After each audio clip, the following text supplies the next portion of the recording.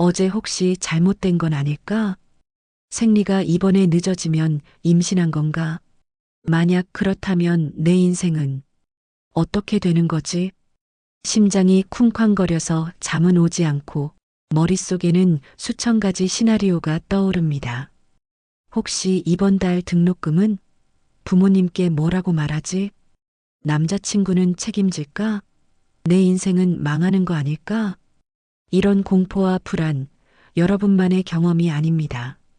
저 역시 진료실에서 하루에도 수차례 듣는 질문이 바로 이것이니까요. 핵심 질문은 바로 이것입니다.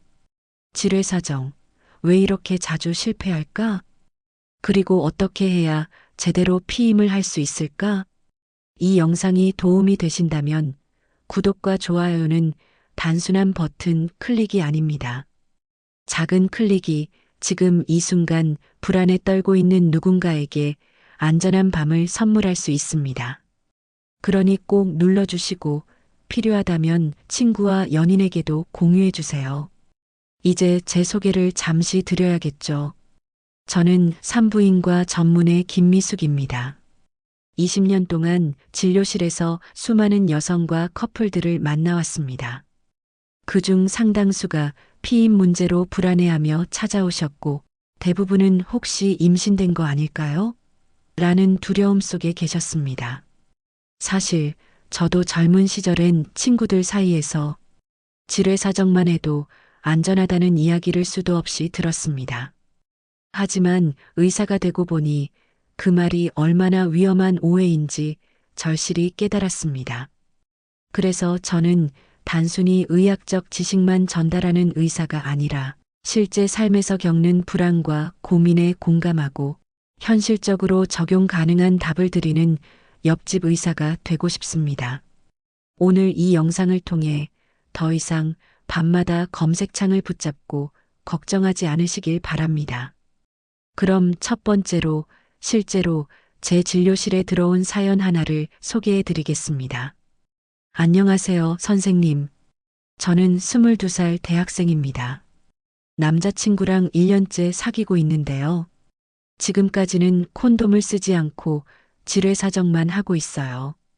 그런데 인터넷을 찾아보니 임신 확률이 생각보다 높다고 해서 너무 불안합니다. 남자친구는 내가 딱 잘 빼니까 괜찮아라고 하는데 저는 이게 맞는 방법인지 모르겠어요. 어떠신가요? 혹시 이 이야기 바로 내 얘기 같지 않으신가요? 아니면 친구나 동생의 얘기처럼 들리시나요? 여기서 중요한 사실이 있습니다. 지뢰사정은 교과서에 등재된 피임법이 맞습니다. 즉, 아예 효과가 없는 건 아니에요. 하지만 문제는 실패율입니다. 대충 할 경우 실패율 무려 27%, 아무리 나는 베테랑이야라고 해도 실패율 4%, 4% 작아 보이시나요? 그럼 제가 쉽게 풀어드릴게요. 1년에 단 25번만 관계를 한다고 해도 그중 한 번은 실패할 수 있다는 뜻입니다. 즉, 러시안 룰렛과 다르지 않다는 거죠. 더 무서운 건 바로 쿠퍼액입니다. 즉, 삽입 전 흥분 상태에서 나오는 투명한 액체인데 여기에는 요도 속에 남아있던 정자가 섞여 나올 수 있어요. 나는 아직 사정 전인데? 하고 안심했다가 이미 임신의 주사위는 던져진 경우가 많습니다. 실제로 제 환자 중에서도 사정 전에 뺐는데 왜 임신이 됐죠? 라고 묻는 경우가 허다합니다. 이게 바로 지뢰사정의 치명적인 함정이죠. 그래서 오늘은 단순히 지뢰사정은 위험하다는 경고로 끝나지 않겠습니다. 실제 피임법의 성패와 어떤 방법이 현실적으로 가장 안전하고 경제적인지 하나하나 풀어드리겠습니다. 연애 초기의 커플이든 20대 사회 초년생이든 혹은 결혼을 고민하는 분들이든 오늘의 이야기를 끝까지 들으신다면 내 몸과 인생을 지키는 가장 현명한 선택이 무엇인지 확실하게 알게 되실 겁니다. 자, 그럼 첫 번째로 가장 많이 쓰이는 방법, 경구피 임약 이야기부터 시작해 볼까요? 피임 이야기에서 가장 먼저 떠오르는 게 뭘까요? 많은 분들이 이렇게 대답하시죠. 피임약이요. 맞습니다. 그 중에서도 경구 피임약은 전 세계에서 가장 널리 쓰이는 방법 중 하나예요. 그런데 동시에 오해가 가장 많은 방법이기도 합니다. 제가 진료실에서 실제로 들었던 고민을 하나 말씀드릴게요. 선생님, 저는 피임약을 먹고 싶은데 무섭습니다. 인터넷에 보니까 살찐다고 하고 혈전이 생긴다고도 해서요. 친구들은 피임약 먹으면 큰일 난다고 겁을 줘서 차라리 그냥 질외사정을 하는 게 낫지 않냐고 하는데 뭐가 진짜인지 모르겠습니다. 아마 이런 고민 여러분도 들어보셨을 겁니다. 사실을 말씀드리면 경구 피임약은 생각보다 훨씬 안전합니다. 그리고 제대로 알고 복용한다면 오히려 여성 건강을 지켜주는 만능약에 가깝습니다. 첫째, 생리통 완화 효과가 있습니다. 진료실에서 피임약을 처방하는 가장 흔한 이유는 사실 피임이 아니라 생리통 때문입니다. 매달 진통제를 달고 사는 분들에게는 피임약이 훨씬 안전하고 효과적이에요. 둘째, 월경과다 개선에도 도움이 됩니다. 호르몬이 일정하게 유지되면서 불규칙하고 과다한 출혈이 확 줄어들죠. 셋째, 당연히 피임 효과입니다. 제대로 복용하면 99% 이상의 효과를 보입니다. 하지만 여기에는 중요한 조건이 있습니다. 매일 같은 시간에 복용해야 한다는 거죠. 이걸 지키지 않으면 효과가 떨어집니다. 또 개인차에 따라 두통이나 소화장애, 가슴팩만 같은 부작용이 있을 수 있습니다. 그렇다고 무조건 무서워할 필요는 없습니다. 대부분 일시적이거나 약을 조절하면 해결되는 경우가 많거든요. 단 아주 중요한 금기 사항이 있습니다. 바로 35세 이상이면서 흡연을 하는 여성은 경구 피임약을 복용해서는 안 된다는 겁니다. 이 경우 혈전이 생길 위험이 급격히 높아집니다. 그래서 병원에서는 반드시 흡연 여부와 나이를 확인하고 처방합니다. 여기서 제가 꼭 강조하고 싶은 게 있습니다. 많은 분들이 피임약을 몸에 나쁜 약이라고 생각하지만 그건 절반의 진실에 불과합니다. 오히려 피임약은 여성의 몸을 예측 가능하게 만들고 컨트롤할 수 있는 힘을 줍니다. 저는 이걸 내 몸을 지키는 경제적 투자라고 표현하고 싶습니다. 매달 임신 걱정 때문에 검색창 붙잡고 있는 게 더 큰 스트레스 아닐까요? 그 불안과 시간, 그리고 사후 피임약값까지 생각하면 경구 피임약은 사실 최고의 가성비 보험입니다. 실제로 제가 만난 한 20대 초반 환자분은 항상 질외사정만 하다가 불안해서 사후 피임약을 거의 매달 찾으셨어요. 그런데 한번 사후 피임약을 복용할 때마다 비용이 3만에서 5만 원이 들었습니다. 1년이면 거의 40에서 50만 원이죠. 반대로 경구 피임약은 한 달에 10,000원 정도면 충분합니다. 1년을 계산하면 10배 이상 경제적이란 얘기입니다. 그분은 결국 피임약으로 바꾸셨고 삶의 질이 완전히 달라졌다고 말씀하셨어요. 물론 모든 분에게 경구 피임약이 정답은 아닙니다. 체질, 생활 패턴, 흡연 여부, 연애 상황에 따라 선택은 달라질 수 있어요. 하지만 분명한 건 근거 없는 두려움 때문에 스스로 선택지를 좁히는 건 현명하지 않다는 겁니다. 정리해 보겠습니다. 경구 피임약은 생리통을 완화하고 월경과다를 개선하며 제대로 복용하면 높은 피임 효과를 보여줍니다. 주의할 점은 매일 같은 시간 복용해야 하고 부작용이 생기면 조율이 필요하며 35세 이상 흡연자는 복용하면 안 된다는 점입니다. 그럼 이제 또 다른 대표적인 피임법으로 넘어가 볼까요? 바로 콘돔입니다. 콘돔은 단순히 피임만이 아니라 성병 예방까지 가능한 유일한 방법이라는 점에서 절대로 빼놓을 수 없죠.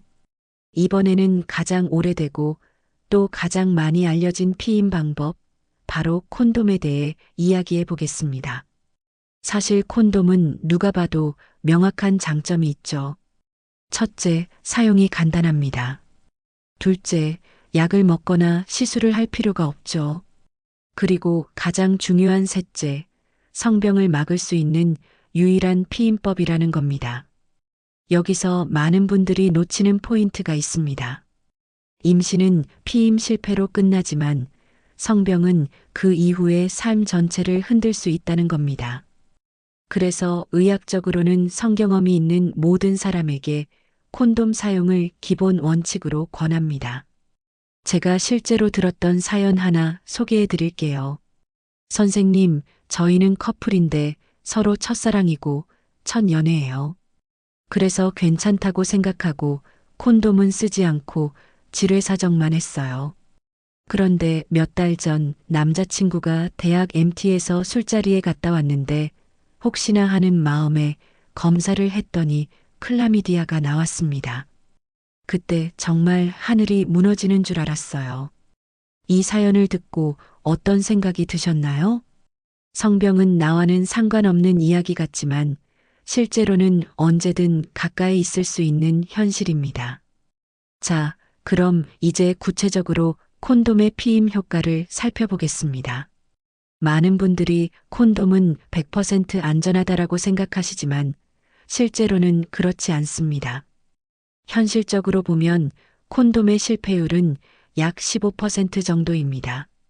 즉, 10쌍 중 1쌍에서 2쌍은 제대로 사용하지 못해 실패하는 거죠. 하지만 사용법을 철저히 지키면 실패율은 2%까지 낮출 수 있습니다. 여기서 중요한 건 사용법을 얼마나 정확히 아느냐예요. 사실 콘돔은 단순히 씌우는 것 같지만 작은 실수들이 실패로 이어집니다. 예를 들어 공기를 빼지 않고 사용한다든지, 삽입 중간에 찢어진 걸 모르고 계속한다든지, 사후에 너무 늦게 제거하는 경우가 대표적이죠. 또 한 가지 흥미로운 점은 콘돔이 남성의 책임으로만 여겨진다는 겁니다. 많은 여성들이 콘돔을 챙기는 걸 꺼려하죠. 내가 준비하면 가벼워 보이지 않을까? 하는 두려움 때문입니다. 하지만 저는 진료실에서 항상 이렇게 말씀드립니다. 콘돔은 가벼움의 상징이 아니라 책임의 상징이다. 여성이 직접 준비하는 건 오히려 주도적이고 현명한 선택입니다. 내 몸을 지키는 데 있어서 부끄러움은 필요 없습니다.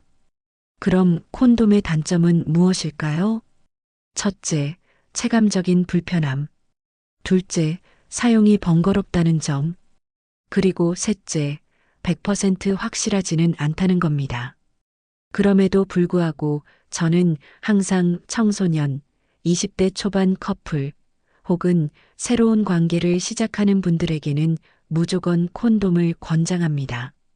왜냐하면 콘돔은 단순한 피임 도구를 넘어서 성건강보험이기 때문입니다.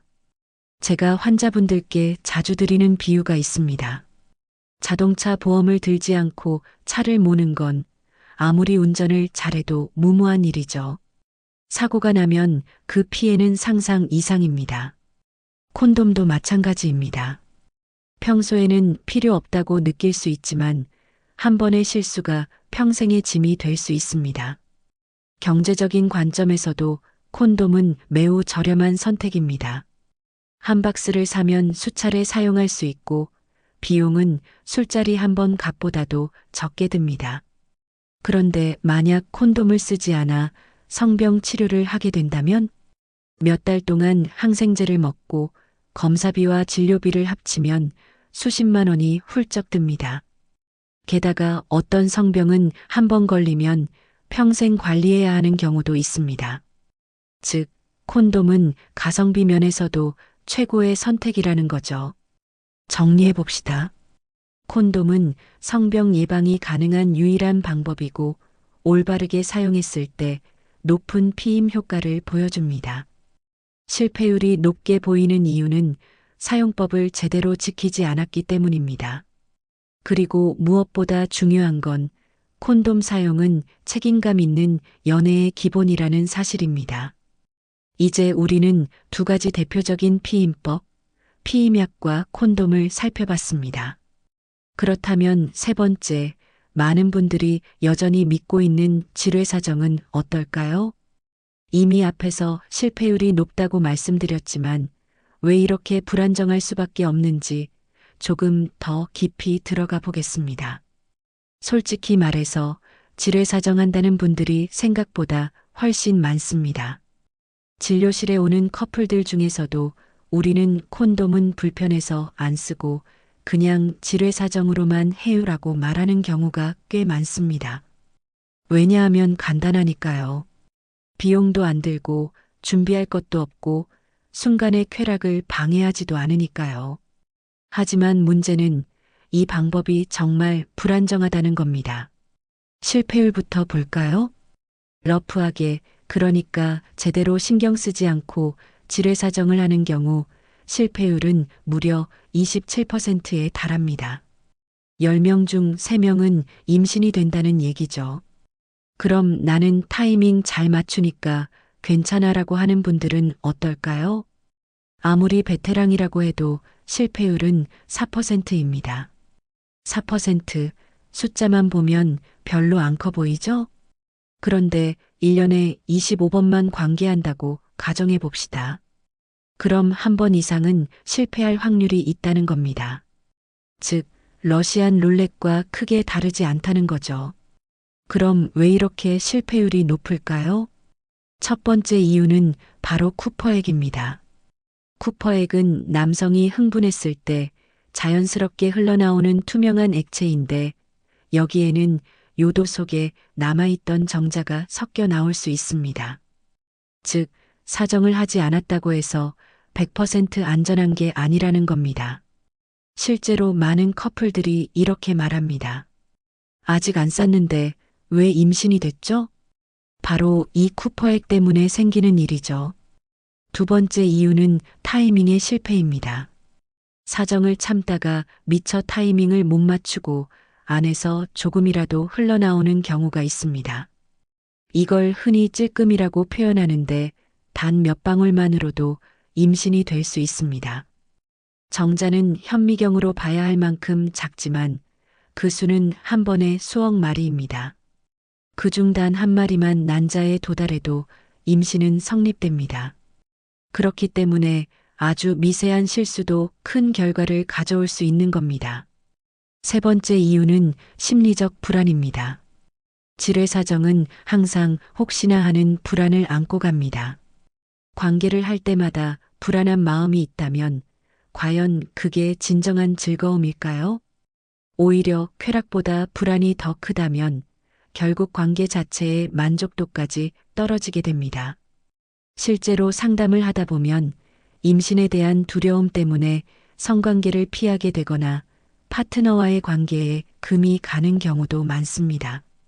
즉, 지뢰사정은 단순히 실패율이 높은 피임법이 아니라 커플 관계 자체에 부정적인 영향을 미칠 수 있는 방법이기도 합니다. 제가 만난 한 20대 초반 여성 환자분 이야기를 드릴게요. 그분은 남자친구가 콘돔을 쓰기 싫어해서 항상 지뢰사정만 했습니다. 처음에는 그냥 그러려니 했지만 매달 생리가 조금이라도 늦어질 때마다 며칠 동안 밥도 못 먹고 잠도 못 잤다고 해요. 그러다 결국 사오피임약을 몇 차례나 복용하게 됐고 몸은 몸대로 망가지고 정신적으로도 큰 스트레스를 받았습니다. 결국 그 커플은 관계 자체가 불안 때문에 무너졌습니다. 저는 그때 절실히 느꼈습니다. 지뢰사정은 단순히 불안정한 피임법일 뿐 아니라 사랑을 지켜야 할 관계를 망칠 수도 있다는 사실을요. 정리해 보겠습니다. 지뢰사정이 실패하는 이유는 크게 세 가지입니다. 첫째, 쿠퍼에게 섞여 나오는 정자. 둘째, 타이밍을 놓쳐 생기는 찔끔 현상. 셋째, 불안감이 관계 자체를 무너뜨리는 심리적 문제. 이 세 가지가 합쳐져서 지뢰사정은 절대 믿을 수 없는 피임법이 됩니다. 이런 질문을 하실 겁니다. 그럼 도대체 어떤 피임법을 써야 가장 현실적이고 안정적인 걸까? 앞에서 피임약과 콘돔을 살펴봤고 지금 지뢰사정의 문제점을 확인했습니다. 이제는 조금 더 다양한 피임법, 예를 들어 임플라논이나 자궁내장치, 그리고 주기법 같은 방법들을 살펴볼 차례입니다. 이제는 조금 덜 알려져 있지만 실제로는 굉장히 효과적인 피임법들을 살펴보겠습니다. 바로 임플라논, 자궁내장치, 그리고 주기법 같은 방법들입니다. 먼저 임플라논부터 말씀드리죠.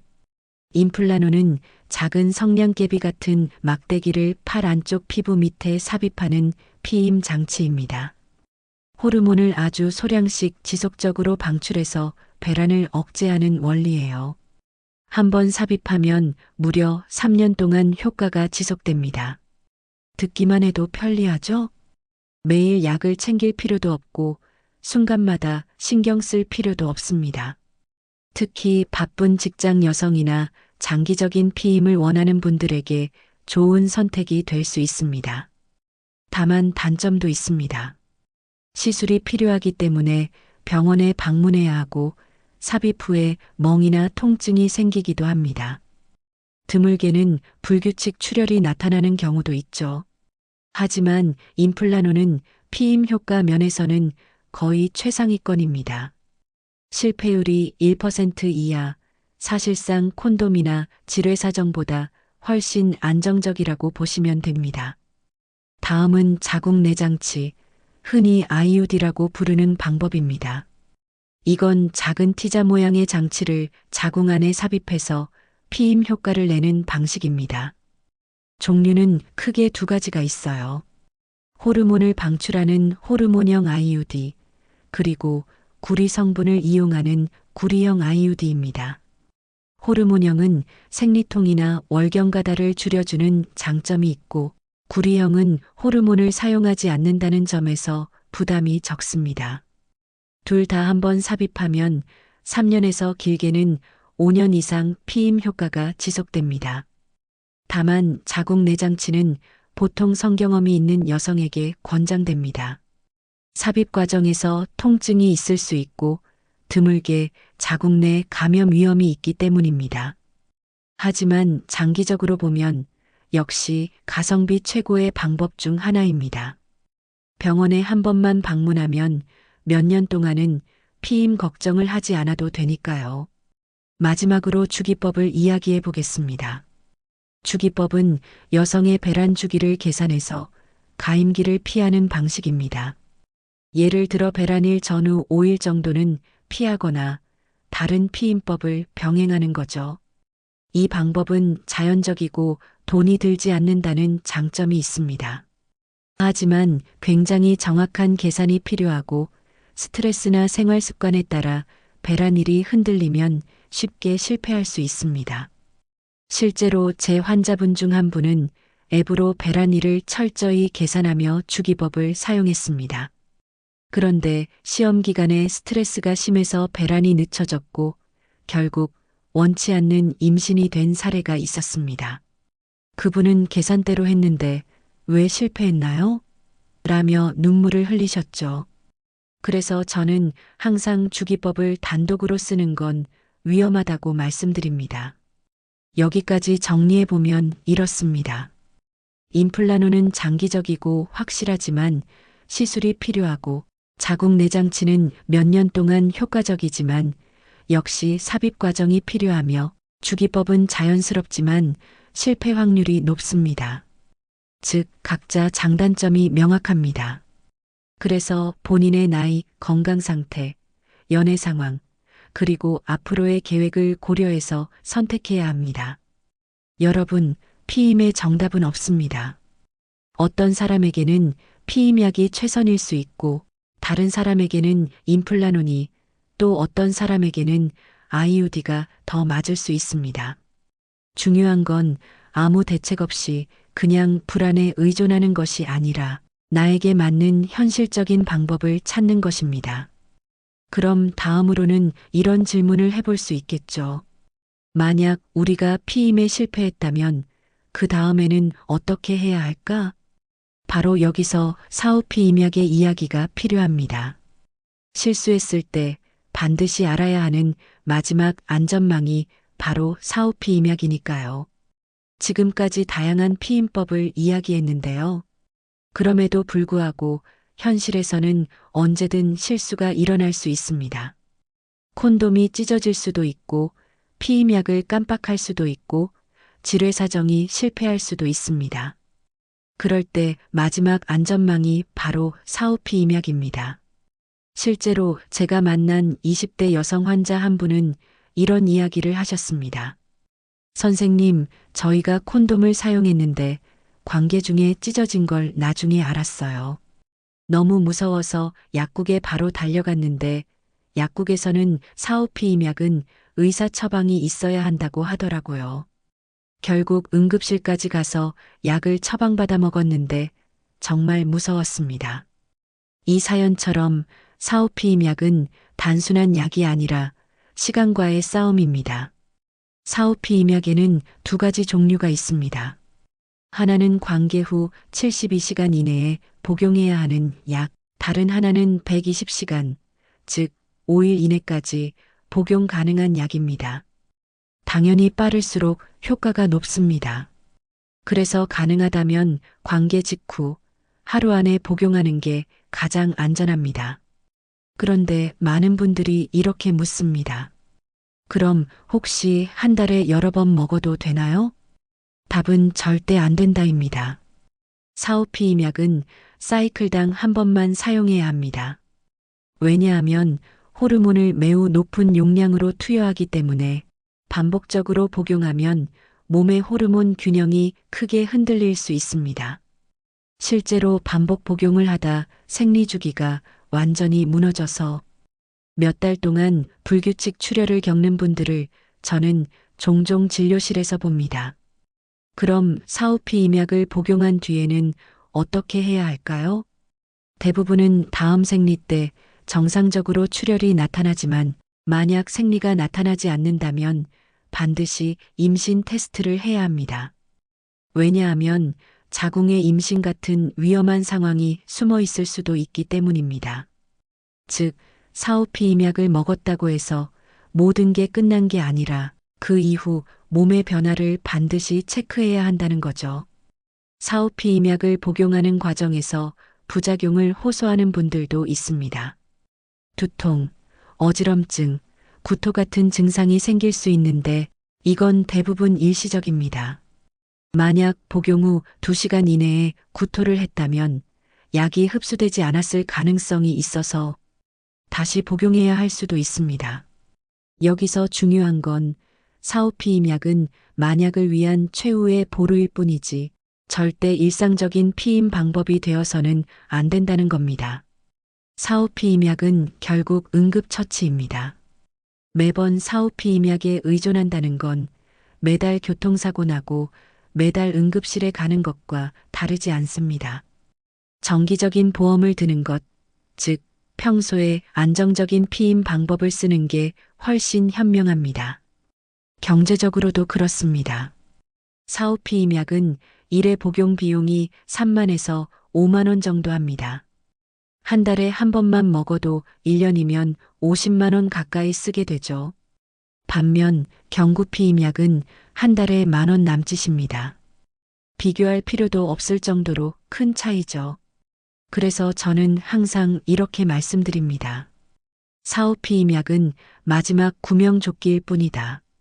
매번 구명조끼에 의지하지 말고 애초에 배를 튼튼하게 준비해야 한다. 정리해 보겠습니다. 사후피임약은 피임 실패 시 반드시 알아야 할 안전망입니다. 72시간 또는 120시간 이내에 복용해야 하고 빠를수록 효과가 높습니다. 하지만 반복 복용은 위험하고 생리가 오지 않으면 반드시 임신 여부를 확인해야 합니다. 그리고 무엇보다 중요한 건 사후피임약은 평소에 쓰는 방법이 아니라 비상시에만 쓰는 방법이라는 겁니다. 그럼 여기서 또 하나의 현실적인 주제를 이야기해야겠죠. 만약 사후피임약도 실패했다면 결국 임신을 하게 되는 경우가 생깁니다. 그럴 때 우리는 어떤 선택을 할 수 있을까요? 바로 임신 중절의 문제입니다. 지금까지 다양한 피임법과 사후피임약까지 살펴봤습니다. 하지만 현실은 언제나 100% 완벽하지 않습니다. 실패할 수 있고 그 결과 원치 않는 임신을 하게 되는 경우도 생깁니다. 이때 많은 분들이 가장 두려워하는 단어가 있습니다. 바로 임신 중절입니다. 저는 진료실에서 수많은 여성분들이 눈물을 머금고 이런 말을 하는 걸 들어왔습니다. 선생님, 저는 아직 학생인데 임신을 했어요. 어떻게 해야 하죠? 저희는 아직 결혼할 준비도 안 됐는데 너무 무섭습니다. 혹시 제가 지금 선택을 하면 제 몸은 괜찮을까요? 다시 임신할 수 있을까요? 이 질문들에는 단순한 의학적 고민을 넘어 삶 전체를 뒤흔드는 무게가 담겨 있습니다. 의학적으로 말씀드리면 임신 중절은 가능하면 빠를수록 안전합니다. 보통 임신 9주 미만, 특히 5주에서 6주 사이에 조기에 시술하는 것이 가장 안전합니다. 왜냐하면 태아가 아직 크지 않아 자궁 내막의 손상이 적기 때문이죠. 실제로 임신 5주 차에 시술을 받는 것과 10주 차에 받는 것은 회복 속도와 신체적 부담에서 큰 차이가 있습니다. 하지만 여기서 제가 꼭 강조하고 싶은 부분은 임신 중절이 단순히 시술 하나로 끝나는 일이 아니라는 겁니다. 첫째, 신체적 회복에 문제가 있습니다. 자궁 내막을 손상시키지 않도록 조심스럽게 시술을 해야 하고 사후 관리도 반드시 필요합니다. 이를 제대로 지키지 않으면 이후 가임력, 즉 다시 임신할 수 있는 능력에 영향을 줄 수 있습니다. 둘째, 정신적 회복에 문제가 있습니다. 많은 여성분들이 시술 후 심리적 죄책감, 불안, 우울을 겪습니다. 의학적으로는 포스트 어보션 신드롬이라고 부르기도 하죠. 따라서 단순히 시술만이 아니라 상담과 지지, 주변의 이해가 함께 필요합니다. 저는 환자분들께 항상 이렇게 말씀드립니다. 임신 중절은 삶의 선택지 중 하나입니다. 그 선택을 존중해야 하고 무엇보다 안전하게 이루어져야 합니다. 중요한 건 비난이 아니라 안전입니다. 누군가의 삶은 숫자로만 환산할 수 없는 것이고 그 사람의 사정과 상황을 고려하지 않은 비판은 아무 의미가 없습니다. 경제적인 측면에서도 마찬가지입니다. 조기에 시술을 받으면 비용과 회복 시간이 상대적으로 적게 듭니다. 반대로 뒤로 미루거나 불법적으로 진행하면 비용은 몇 배로 늘어나고 신체적 위험은 훨씬 커집니다. 즉, 현실적으로도 조기 선택과 안전한 의료 환경이 매우 중요하다는 거죠. 이쯤에서 던질 수 있는 질문이 있습니다. 그럼 임신 중절을 했을 경우 다시 건강하게 임신할 수 있나요? 답은 대부분 가능하다입니다. 적절한 시기에 안전한 방법으로 숙련된 의료진에 의해 이뤄진다면 대부분 가임력은 보존됩니다. 다만 자궁 내막 손상이나 감염이 생기지 않도록 반드시 사후 관리가 필요합니다. 저는 여기서 다시 한번 강조하고 싶습니다. 임신 중절은 누구에게나 쉬운 선택이 아닙니다. 하지만 어떤 상황에서든 그 선택은 존중받아야 합니다. 그리고 무엇보다 중요한 건 불법적이거나 위험한 환경에서 혼자서 고통스럽게 감당하지 않도록 돕는 것입니다. 정리해 보겠습니다. 임신 중절은 피할 수 있다면 가장 좋지만 불가피하게 선택해야 하는 경우라면 조기 시술이 가장 안전합니다. 그리고 그 이후에는 신체적 회복뿐만 아니라 정신적 회복과 지지 역시 필요합니다. 비난이 아니라 존중과 안전이 핵심입니다. 다시 한번 정리해 보겠습니다. 첫째, 경구피임약. 생리통과 월경가다를 줄여주고 제대로만 복용한다면 99% 이상의 효과를 보여주는 방법이었습니다. 하지만 35세 이상 흡연자는 금지, 이 원칙을 꼭 기억해야 합니다. 둘째, 콘돔. 유일하게 성병까지 막아주는 방법이었죠. 사용법을 정확히 지키면 실패율은 매우 낮아집니다. 그리고 무엇보다 중요한 건 콘돔 사용은 부끄러운 게 아니라 책임 있는 연애의 기본이라는 사실입니다. 셋째, 지뢰 사정. 편리해 보이지만 쿠퍼액, 타이밍 실패, 심리적 불안 때문에 실패율이 높은 방법이었습니다. 결국 믿을 수 없는 선택지라는 걸 확인했습니다. 넷째, 그 외 피임법들. 임플라논, 자궁 내장치, 주기법 등 다양한 방법이 있었죠. 각각 장단점이 분명하기 때문에 나이와 생활 습관, 그리고 개인 상황에 맞게 신중하게 선택해야 합니다. 다섯째, 사오피임약. 마지막 안전망이지만 반복해서 사용할 수 없고 반드시 비상시에만 써야 한다는 걸 배웠습니다. 여섯째, 임신 중절. 가장 피하고 싶은 선택이지만 불가피한 경우라면 조기 시술이 안전합니다. 무엇보다 비난이 아니라 존중과 안전한 환경이 필요하다는 메시지를 전했습니다. 이제 기억해야 할 현실적인 원칙은 단순합니다. 첫째, 복수의 피임법을 병행하라. 특히 청소년이나 20대 초반 가입력이 가장 높은 시기에는 콘돔을 기본으로 하고 필요하다면 피임약이나 주기법을 함께 쓰는 게 가장 안전합니다. 둘째, 파트너와 솔직하게 대화하라. 피임은 혼자만의 책임이 아니라 둘의 책임입니다.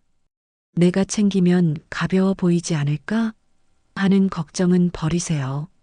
오히려 내 몸을 지키는 주도적이고 현명한 선택입니다. 셋째, 불안한 피임법은 버려라. 지뢰사정 같은 방법은 결국 두려움과 불안을 낳습니다. 사랑을 지켜야 할 관계를 오히려 흔드는 선택일 뿐입니다. 넷째, 실수했을 땐 신속히 대처하라. 콘돔이 찢어졌거나 피임에 실패했다면 최대한 빨리 사후피임약을 복용하고 이후 몸의 변화를 반드시 체크해야 합니다. 저는 의사로서 이런 말을 드리고 싶습니다. 피임에는 정답이 없습니다. 하지만 무대책은 틀린 답입니다. 피임은 단순히 임신을 막는 게 아닙니다.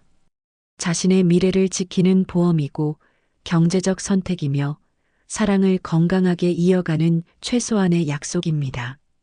그래서 저는 오늘 마지막으로 이 메시지를 남기고 싶습니다. 에노콘, 에노셉. 이건 단순한 구호가 아닙니다. 안전하고 책임 있는 사랑을 하기 위한 가장 현실적이고 강력한 원칙입니다. 이 영상을 끝까지 함께 해주신 여러분, 혹시 오늘의 이야기가 조금이라도 도움이 되셨다면 구독과 좋아요는 단순한 클릭이 아닙니다. 작은 행동 하나가 지금도 불안에 떨고 있는 누군가에게 안전한 선택과 편안한 밤을 선물할 수 있습니다. 그리고 댓글로 경험이나 궁금증을 나눠주세요. 서로의 이야기를 듣는 것만으로도 누군가에겐 큰 힘이 될 수 있습니다. 여러분의 몸은 소중합니다. 그리고 그 몸을 지키는 일은 곧 인생을 지키는 일입니다. 저는 그 여정을 함께하는 옆집 의사가 되어 드리겠습니다.